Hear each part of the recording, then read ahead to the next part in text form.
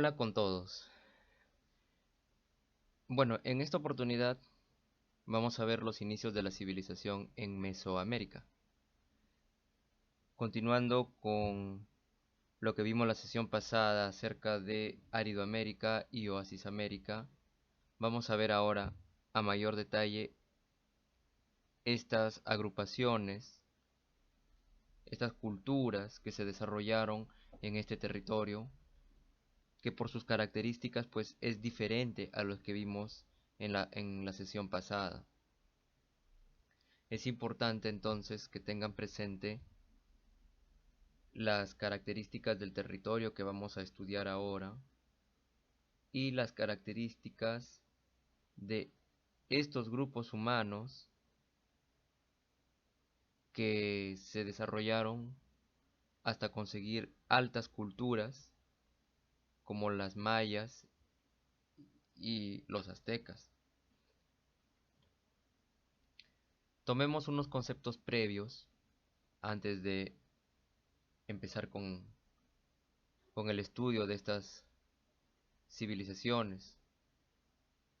Bien, eh,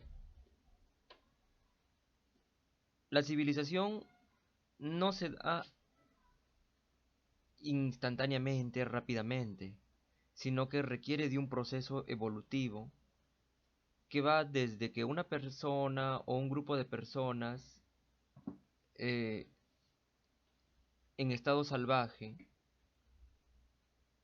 Actualmente la palabra salvaje se utiliza en término despectivo, pero hablando de cultura, una persona salvaje es una persona que no tiene mayores necesidades que el refugio, que la supervivencia, que la alimentación, que no tiene complejidad social. Ese grupo de personas que habitan en cavernas, abrigos rocosos o refugios temporales, armados quizá con estas carpas hechas con recursos que ofrece la naturaleza, carecen de organización y tienen unas creencias espirituales muy básicas. Son tan elementales que no es necesario un código de conducta, no es necesario una manera de organizarse, un líder, este, o un sistema religioso. Pero posteriormente, a medida que aumenta la población, se reproducen pues y aumenta la población, se pasa de este salvajismo a un semisalvajismo o también una suerte de barbarismo, como los pueblos bárbaros de Europa. Estas agrupaciones que no superan pues a las 70 personas, digamos en promedio,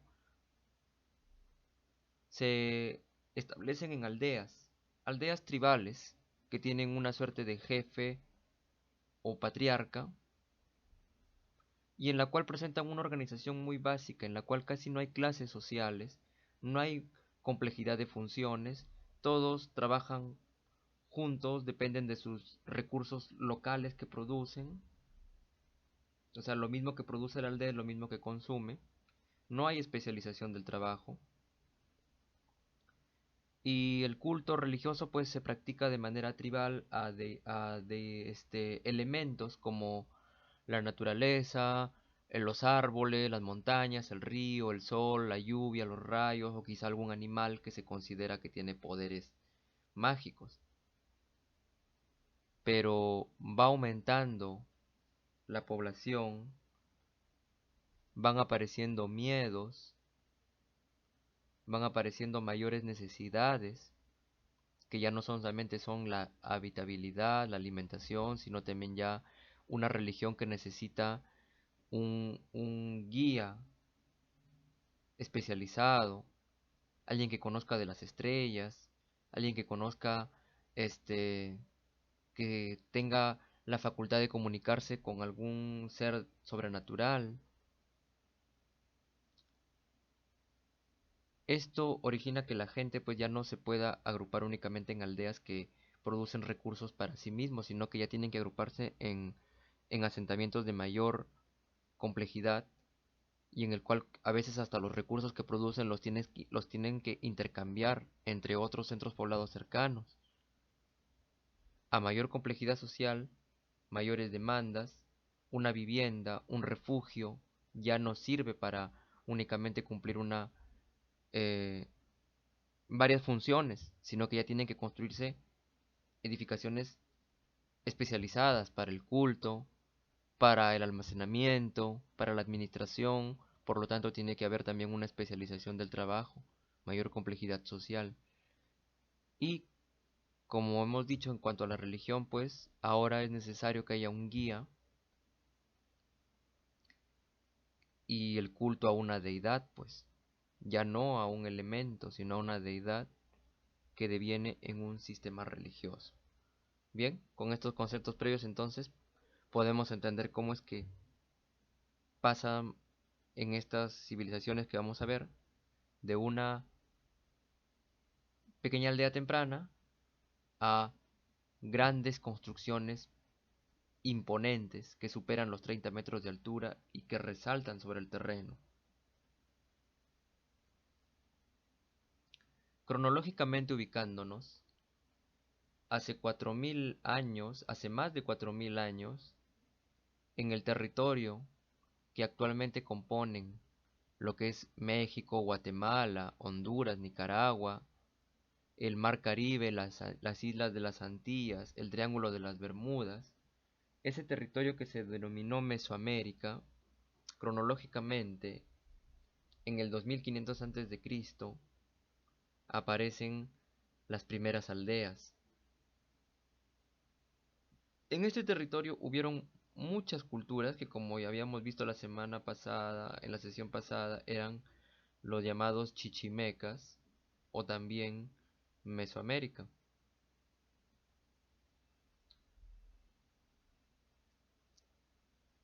Pero hacia el 1500, entre el 1500 y 1200 años antes de Cristo, aparece una primera cultura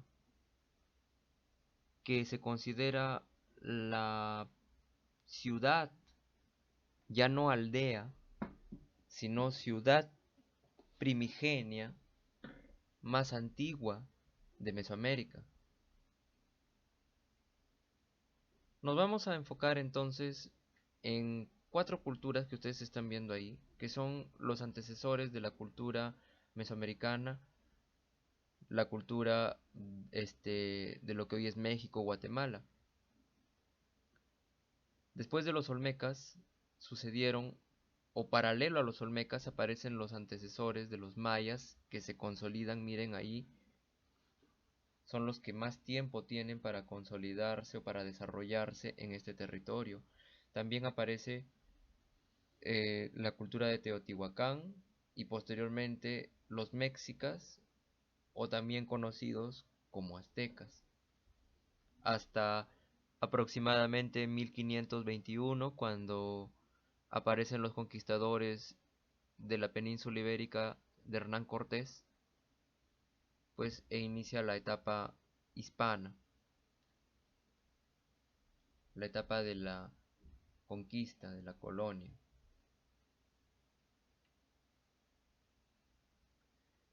Del mismo modo que es bueno saber la ubicación cronológica, también es importante conocer la geografía de este territorio. Este territorio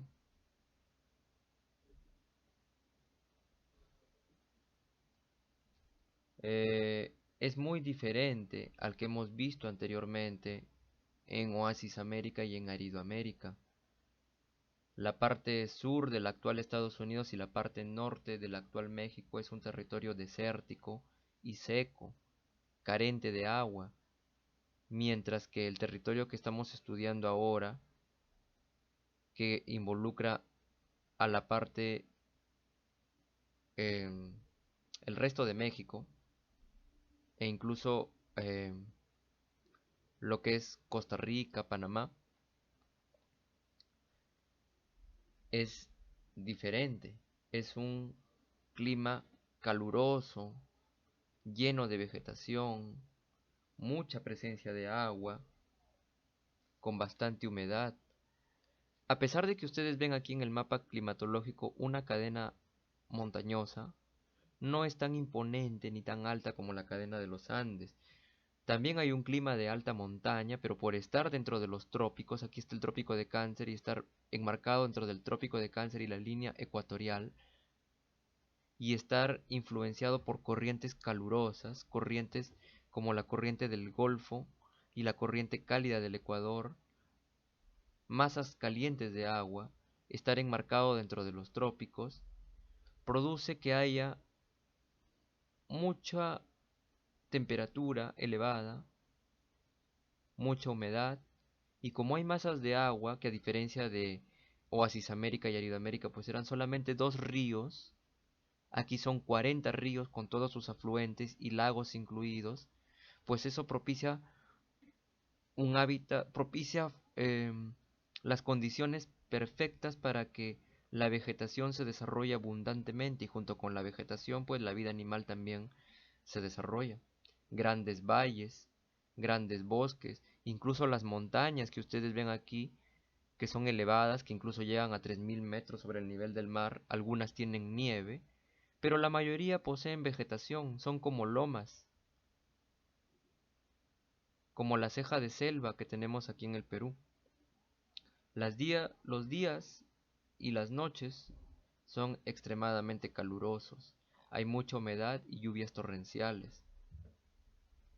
Este territorio fue el que tuvieron que aprender estos señores a transformar, a adaptarse, a transformar y a integrarse.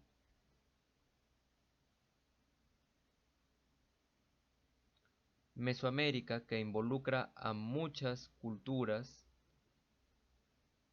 desde culturas que los historiadores mexicanos dividen el tiempo en tres etapas, pues el preclásico, el clásico y el postclásico, a grandes rasgos, esos tres etapas, involucran culturas menores hasta las altas culturas que formaron parte de lo que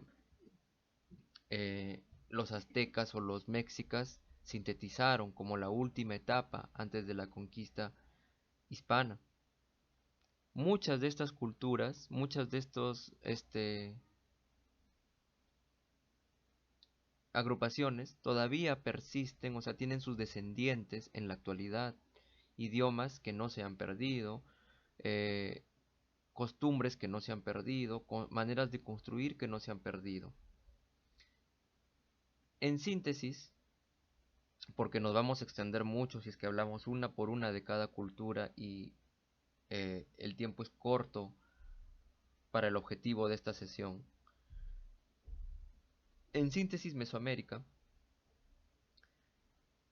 tuvo muchos asentamientos cercanos en un territorio que favorecía la comunicación, a diferencia de los anteriores que hemos visto, que estaban un poco más aislados, no crecían mucho, estos sí se podían extender más, y pasaron de ser aldeas a centros ceremoniales hasta llegar a centros urbanos, las primeras ciudades, como dije antes.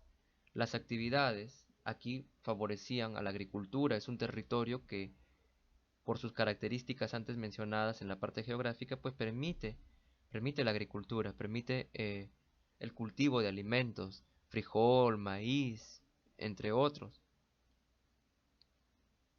Mayores recursos que posibilitan la construcción de grandes estructuras.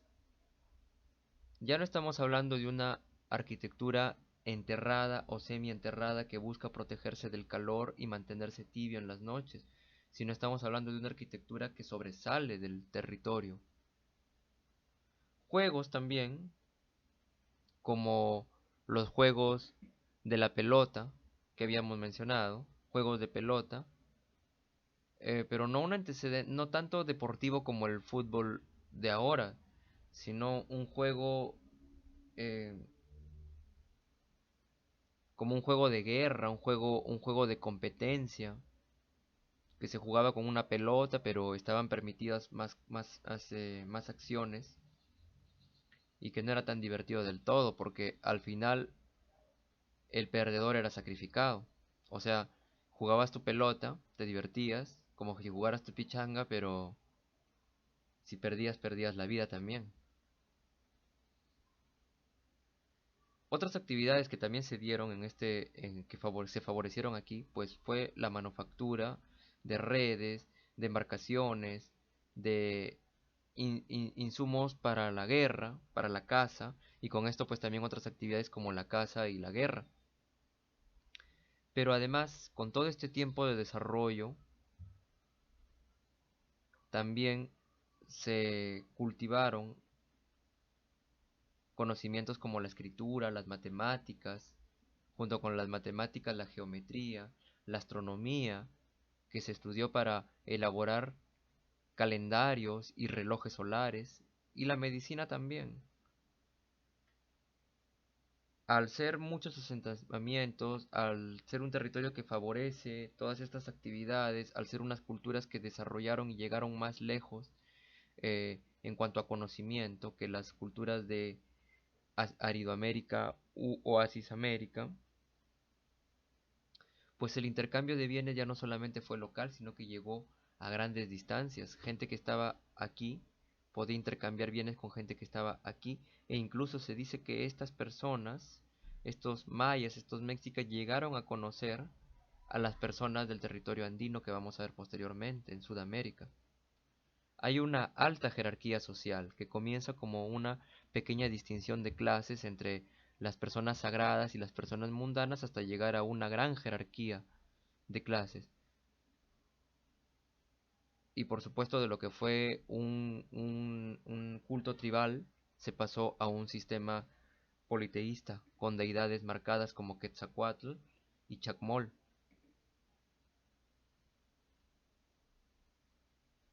Vamos a hablar entonces de casos representativos. He sintetizado lo más eh, representativo, lo más significativo de tres culturas que son los olmecas, Teotihuacán y los mayas. Vamos a hablar de cómo se organizaban en cuanto a sus centros poblados,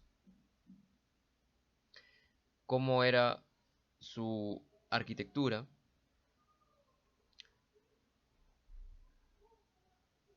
qué las diferenciaban,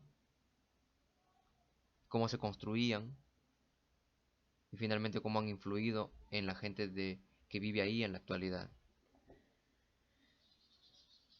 Bueno, acá ya no estamos viendo una aldea excavada bajo un acantilado o construida al borde de una meseta, con viviendas semienterradas y plazas de culto enterradas. Mucho menos estamos viendo tiendas de campaña. Estamos viendo ya, aunque todavía no hay una organización regular o, o de alguna forma siguiendo un patrón, estamos viendo que esta cultura, estos olmecas, se asentaron eh, y construyeron edificaciones monumentales que cumplían labores de ceremonia, de administración, que resaltaban por encima de las pequeñas viviendas que ellos tenían. De hecho, miren, donde hay un asentamiento grande y complejo, tiene que haber una fuente de agua. Aquí habían como 40 fuentes de agua, 40 ríos, 40 afluentes.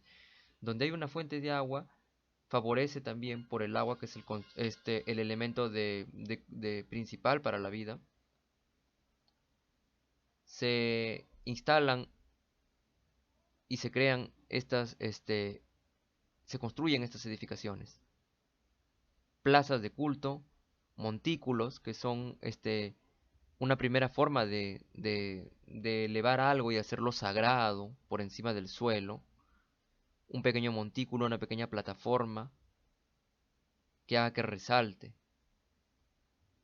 Y alrededor de estos montículos, por aquí cerca, lejos del espacio sagrado, pues se encuentran las chocitas o unidades de vivienda domésticas agrupadas en aldeas, porque siguen estando las aldeas. Esto es un centro ceremonial, pero las aldeas siguen estando cerca del centro ceremonial. El centro ceremonial tiene un radio de influencia y alrededor del centro ceremonial están las aldeas que asisten aquí a manera de peregrinaje para rendir culto y ser atendidos por la gente, por los guías espirituales y generar una relación recíproca. Tres Zapotes en Veracruz, La Venta en Tabasco son asentamientos, centros ceremoniales, sitios arqueológicos que dejaron estas culturas, esta cultura olmeca. Teotihuacán también repite un patrón similar al de los olmecas. Ellos llegan después, pero también crean en este lugar que se llama Teotihuacán, o también se le conocía la ciudad donde moran los dioses, a través de una gran avenida que se le conoce como la Avenida de los Muertos, en una organización axial, así en un eje, se encuentran tres grandes construcciones imponentes y también otras que resaltan, que se diferencian de las construcciones de vivienda. Estas pequeñas pirámides, esta es una representación de cómo se pudo haber visto en sus épocas Teotihuacán, y este es en la actualidad.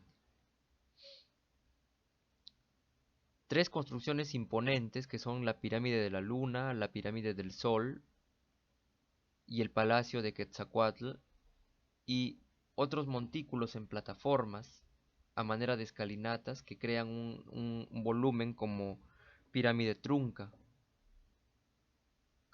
De eso vamos a hablar más adelante, pero miren cómo se organiza. Esta es la parte de la organización, ¿no?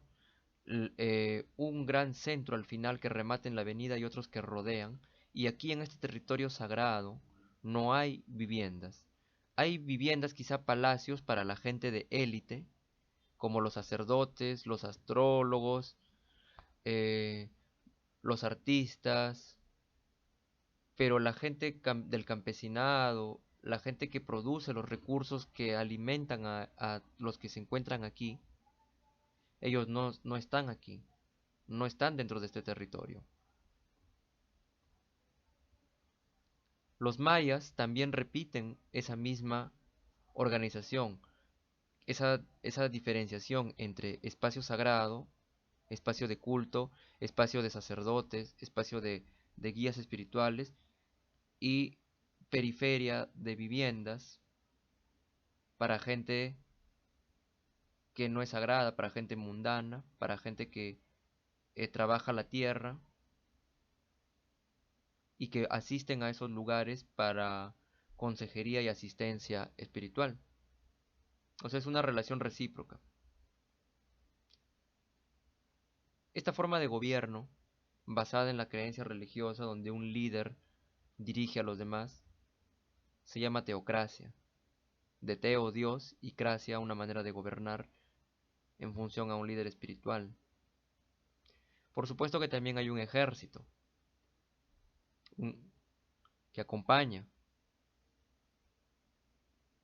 Ahora miren en este esquema que está al lado derecho, como los mayas llegan después pues de los olmecas, eh, bueno, son paralelos, pero van transformando, tienen más tiempo para aprender, para desarrollarse, para evolucionar. Sus construcciones, la organización que está aquí en Chichén Itzá, que es el ejemplo que he tomado, muestra que hay una zonificación, una zona de cultos, de fiestas, una zona ceremonial, una zona de ejecuciones porque tenían rituales de sacrificios humanos, una zona de juego donde se jugaba este llamado juego de pelota, puntos de reunión y espacios de circulación. Toda una concepción urbanística y sin necesidad de haber recibido influencias de Europa, las teorías de urbanismo como las conocen ustedes ahora, sino que en la América prehispánica también se desarrolló este conocimiento.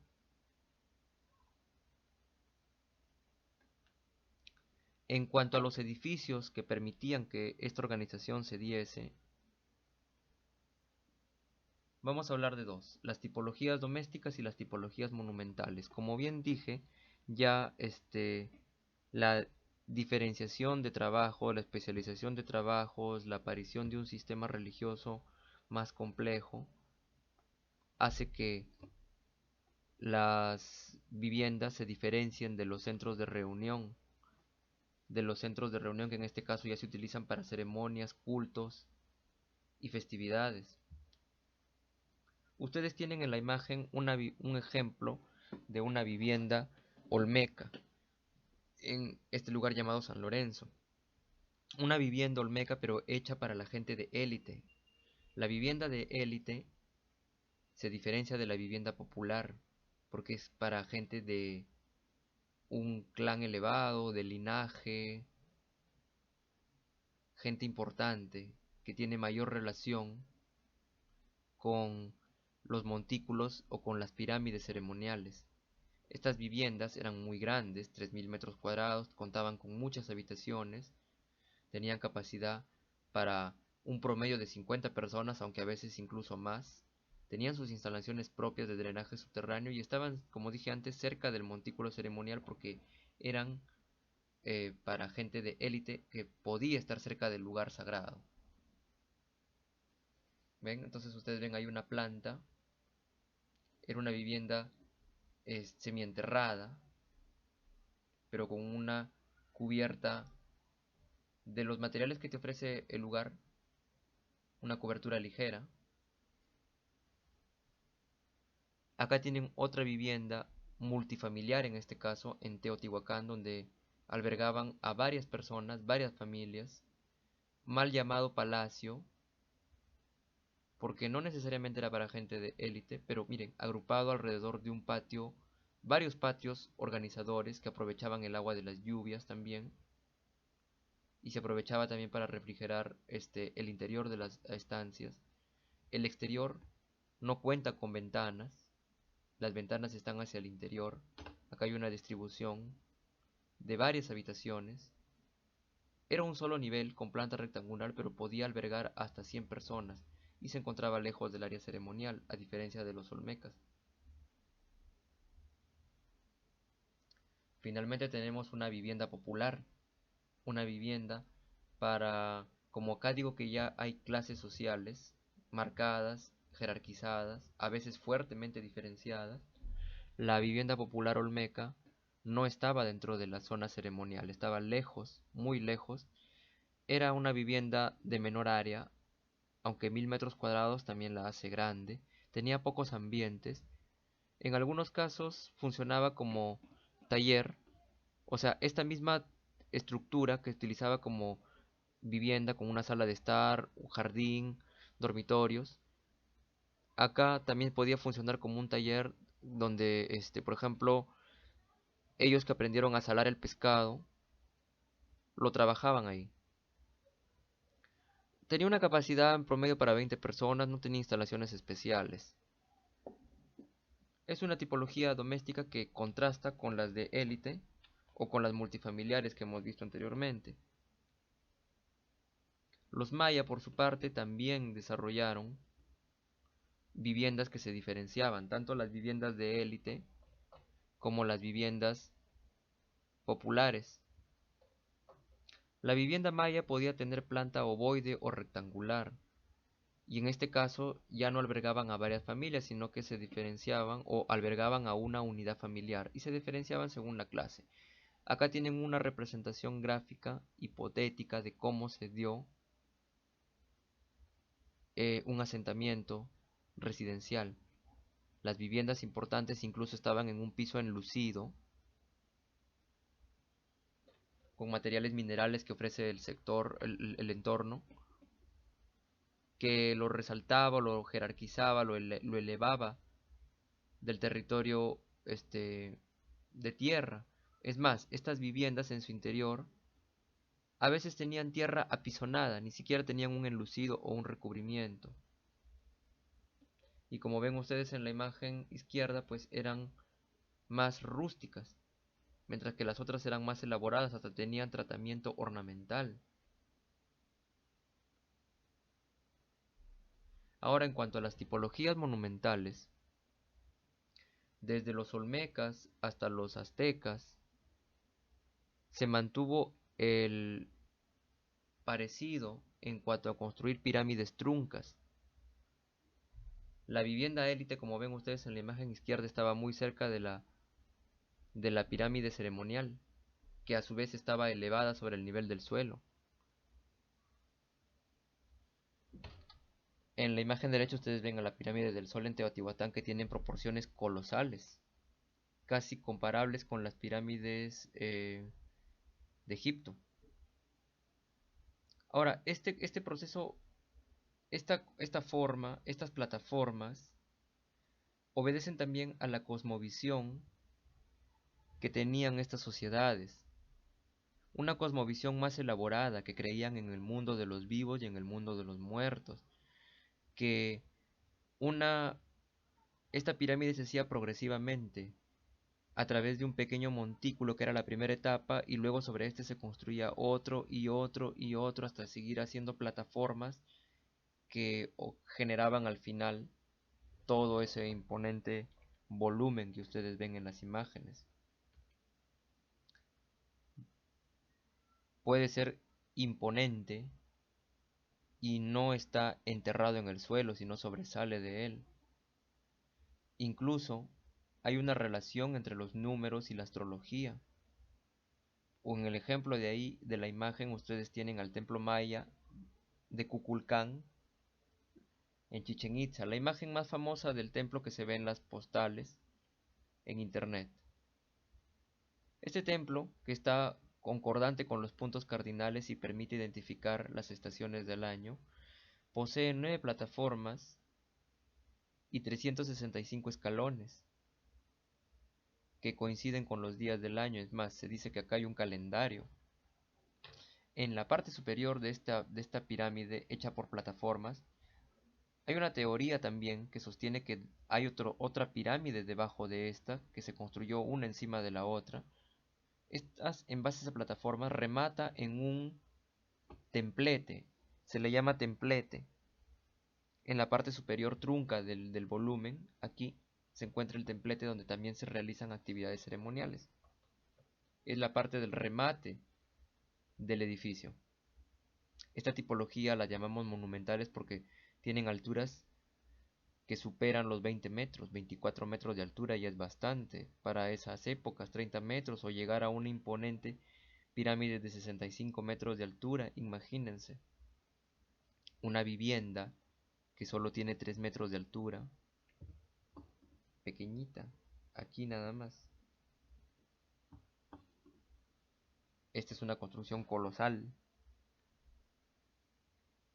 ¿Cómo es que se construyeron? Se preguntarán ustedes, dirán, ¿y cómo se construyeron esas tremendas e imponentes edificaciones? Porque una vivienda se puede construir con ramitas, troncos, se escarba en el suelo, como vimos en Oasis América, en Árido América. Pero ¿cómo se sostiene esto a través del tiempo, que incluso queda estable hasta el día de hoy? Bueno, la forma que tiene esto, al igual que las pirámides de Egipto, es un volumen con una base muy ancha y un remate muy angosto. Es como una torta, como una plataforma, una gran masa. Todo esto es masa. Aquí no hay habitaciones. Todo esto son plataformas macizas, compactas, escalinatas, y aquí está la parte del templete habitacional. Por supuesto que esto, pues al ser como una gran masa, una gran torta, una gran plataforma, es sólido, es compacto y se estabiliza en el suelo. Si hay sismos, si hay desastres naturales, lluvias, inundaciones, la forma se mantiene. Para hacer esta forma compacta y maciza, pues se traían materiales como hoy día sería el llamado desmonte, relleno de tierra, piedras, que se iban compactando y agrupando.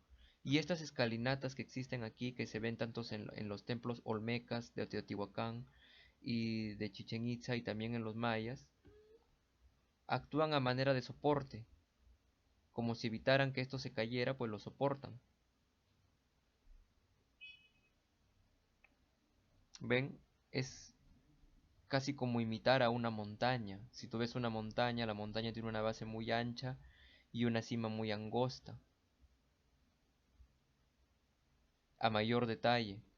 Este sistema que desarrollaron en los olmecas, los teotihuacanes y perfeccionaron los mayas consiste en poner un talud, un tablero, un talud, un tablero, o sea, un relleno de piedra. Este relleno de piedra, por acción de la gravedad, pues se quiere desplomar, se quiere caer, se quiere venir adelante, pero para eso se pone un refuerzo a manera de tablero y evita que se caiga esto, y eso se repite hasta cumplir con todas las plataformas. Ese es el sistema constructivo que soporta a las pirámides truncas gigantescas que sobresalen en el terreno de estas culturas mesoamericanas. Ahora, no solamente en cuanto a la base, en el templete de la parte superior, si se preguntan cómo es que se llegó a construir ese templete en la parte superior y también se mantiene estable, hecho con piedra, cómo es que se mantiene, es que estos señores también conocieron algo que llamamos falso arco y la falsa bóveda, que visto en corte pues son como elementos constructivos de esta manera, tres apoyos, el falso arco y el remate o la cubierta. Se le llama falso arco porque a diferencia del arco verdadero, que tiene la forma curva de esta manera y trabaja por compresión, esto está compuesto por varios bloques de piedritas, de piedras, bloques de piedras que se han desfasado uno con relación al otro, o sea, se han empujado un poco más hacia el interior, hasta que se encuentran en la parte superior, donde ya no pueden irse desfasando más, pues ahí es el remate de este sistema constructivo, en diferentes formas, ¿no? Visto desde abajo da la apariencia de un arco, pero no está trabajando como un arco verdadero. Por eso es que se le llama falso arco. La prolongación de este falso arco crea la falsa bóveda. Y esto lo conocían los mayas. En cuanto a las construcciones domésticas, el sistema que se utilizó difiere o varía de acuerdo a que si la vivienda es de élite o la vivienda es popular. Acá yo he tomado dos ejemplos porque existen muchísimos ejemplos que hemos visto de olmecas, teotihuacanes y mayas y aztecas y otras agrupaciones que también pudieron haber estado en ese territorio mesoamericano. Tomamos dos ejemplos, una vivienda élite y una vivienda popular, ambas mayas. Pero repito, el sistema constructivo pudo variar ligeramente. De esta manera, en las viviendas élites, pues los muros podían ser de tierra, como en el caso de las viviendas olmecas, muros bastante elaborados de tierra, bastante avanzados para su época, o muros de cal y canto, hechos con piedra y con cal como una manera de aglomerante, muros anchos, columnas que podían haber sido de piedra de basalto, un material abundante en ese territorio, o madera, como soportes de columnas. La cubierta se pudo haber hecho con troncos, la cubierta se hizo con troncos, troncos de madera y con hojas de palma a manera de cobertura. En la vivienda popular, que acá ustedes ven un esquema en la parte superior derecha, en cambio se trabajaba el barro de una manera más rudimentaria, o podía ser la piedra pero de una manera más tosca, o una estructura de troncos que se podían después revestir con barro, creando una especie de quincha como la que tenemos en el territorio andino, y techos hechos con ramitas y también cubiertos con hojas de palma, más simple.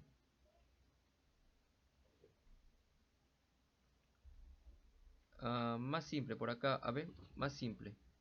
A manera de amarre, como una viga cumbrera que soporta y dos elementos de apoyo, de sostén y una cubierta sencilla para la vivienda popular. La vivienda de élite tenía mayor tratamiento, por supuesto, ¿no? Incluso pintura, ornamentación.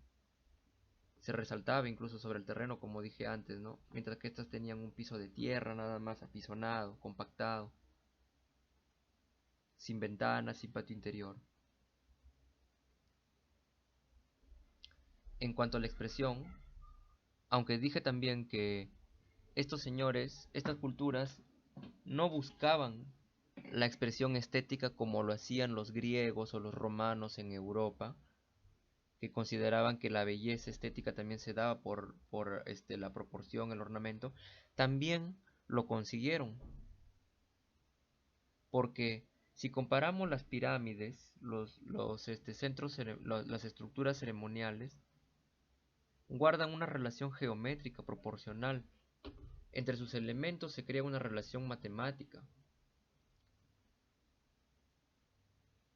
Mucho antes de que ustedes les hablen de la conceptualización, el ritmo, los principios de composición, estas personas tengan presente que no conocían esos términos que ustedes manejan en taller de diseño básico.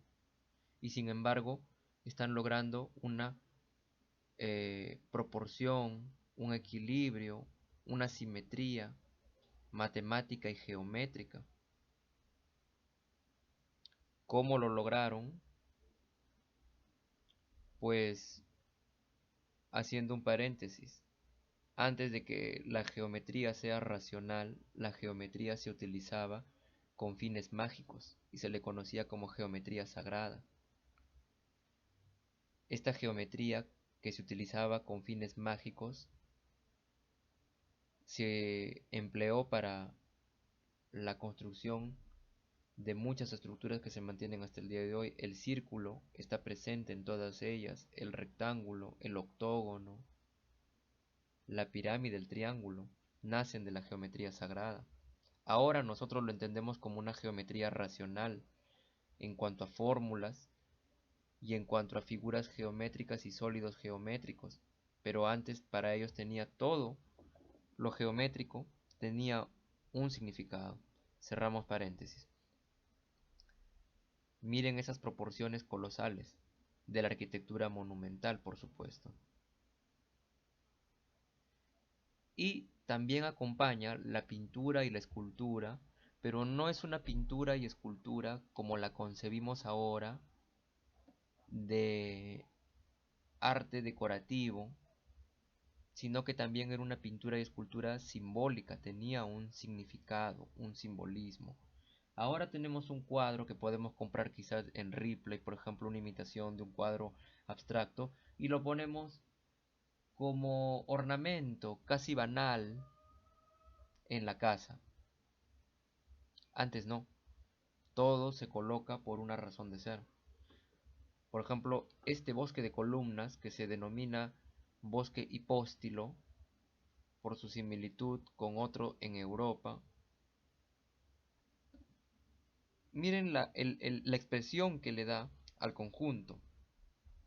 Atemorizante, imponente, impactante, como que mira a la personita aquí, ¿no? La escala que de la personita que está aquí. Llega y para poder llegar a este templo tiene que pasar por todo este bosque de columnas, que son como soldados imponentes, que te cueste llegar pues aquí, ¿no? Que te dé miedo, que te atemorice llegar aquí. Si a eso le añades figuras como jaguares, eh, deidades con rasgos felínicos, pues te condiciona psicológicamente. Y el interior de una vivienda tampoco es la excepción. Una vivienda de élite, por supuesto, ¿no? La vivienda popular no tenía este tratamiento. Una vivienda de élite en Teotihuacán, una representación hipotética de cómo es que estaba trabajada, con estos elementos simbólicos que se parecen a la chacana andina, fíjense, se parecen a la chacana andina y están representados tanto en las paredes como en los frisos, en las cornisas, en las partes superiores, quizá representando los tres mundos en los que también ellos creían, el mundo de los vivos, el mundo de los muertos y el mundo espiritual. con algunas variantes muy diferentes a las que vamos a ver en el mundo andino, pero también algunas similitudes. Por ejemplo, ellos creían mucho en el honor del guerrero. Y por último, y no menos importante, también el acondicionamiento ambiental, puesto que dijimos que para que un sistema constructivo eh, se pueda estudiar y sea efectivo, pues busca el equilibrio entre la habitabilidad, o sea, la tipología, la organización, la espacialidad, el soporte, el sostén, la estructura, los materiales, la estética, mediante la ornamentación, la expresión, el simbolismo, el color, las texturas, y finalmente también el confort o acondicionamiento, mediante cómo es que estos se integran a su entorno y estar dentro de este espacio pues se hace confortable, agradable, no desagradable. Tenemos dos ejemplos aquí, una vivienda típica y una construcción ceremonial, llamémosle una pirámide, puede ser olmeca, puede ser teotihuacana, puede ser maya, puede ser incluso méxica. Estas culturas también tomaron en cuenta la temperatura, la orientación, el movimiento del sol, tanto con fines de que se viva cómodamente como con fines de crear un calendario. Por ejemplo, en la construcción ceremonial, que está orientada, que coincide casi con los ejes, con los puntos cardinales. Eh, a ver, se orientaban las construcciones ceremoniales de tal manera que se pueda recibir tanto el sol de la estación de verano como el sol de la estación de invierno. Si este es el este, y ustedes saben que el sol sale todo por las mañanas, por el este, y se oculta por el oeste, en el caso del verano, el verano en ese territorio mesoamericano, la edificación estaba diseñada o concebida u orientada de tal manera que podía recibir el recorrido del sol, desde que amanecía hasta que oscurecía durante el verano, la época de verano, y durante la época de invierno también, desde que amanecía hasta que oscurecía, el sol de invierno que sale por el sur, también lo recibían. De esta manera ellos podían hacer un seguimiento de cuándo empezaban las estaciones, cuándo terminaban las estaciones, cuándo era el momento ideal para sembrar, para cultivar. Por último, hasta hacer un recorrido o un reloj solar mediante los rayos que se arrojaban sobre una superficie. Por otro lado, la vivienda también estaba considerada de tal manera que se acomode al clima. Acá ya no tenemos un clima desértico, sino un clima caluroso y húmedo. Enterrarte bajo el suelo ya no produce la misma respuesta que una edificación en el desierto. En este caso, la edificación sobresale del terreno, pero es muy alta. Tiene la forma ovoidal y no tiene ventanas, de tal manera que el calor no ingresa a la edificación. Aquí dentro están todas las habitaciones, funciones, el mobiliario, los dormitorios, los comedores, las cocinas, los fogones. Pero mírenla en corte, es muy alta, casi 4 metros de altura. Miren, acá está la personita. ¿Cuántas personitas se podrían superponer una encima de otra? Es muy alta. Tiene un porqué, una razón de ser. Al no tener ventanas, no ingresa el aire caliente de la superficie. Mientras más cerca a la superficie, el aire está más caliente. A medida que el aire se calienta, va yéndose hacia arriba.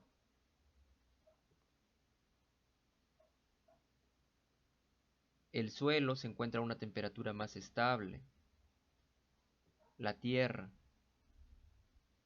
Entonces, el aire que se calienta por la respiración, porque hace calor, por la temporada, se tiende a ir hacia arriba y se queda aquí en la parte de arriba, en la parte superior de la vivienda, y la parte de abajo se mantiene fresca. Al no tener ventanas, se evita que se caliente muy rápido.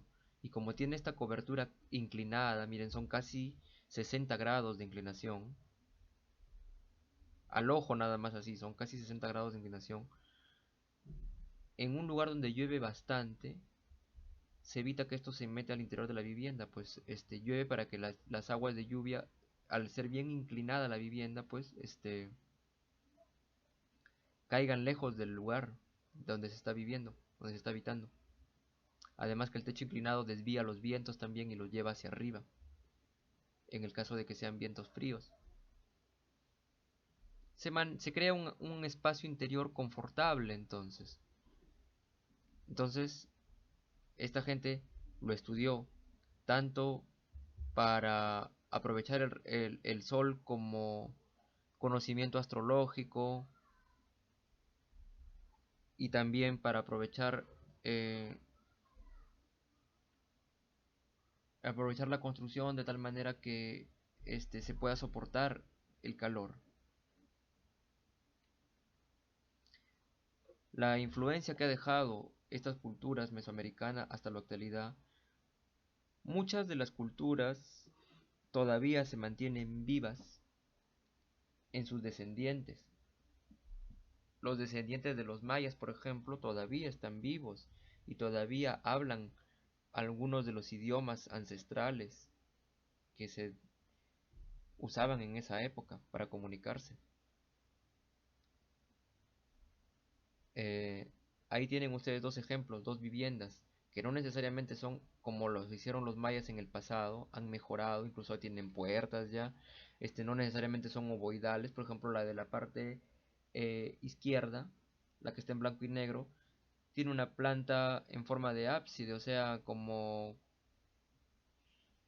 ya no es totalmente ovoidal, sino es una figura irregular, pero todavía conserva. Tiene su puertita, carece de ventanas exteriores, un techo muy alto. La que ven ustedes a la derecha se parece más a la tradicional maya. La pregunta de reflexión entonces, así como también en, en Oasis América y en Árido América, si tú tuvieses que diseñar una vivienda, como posiblemente lo estás haciendo en taller de diseño, si tuvieses que diseñar una vivienda en un contexto que en este caso ya no es desértico seco como el litoral peruano, sino que ya es caluroso y húmedo como la selva peruana, ¿cómo lo harías?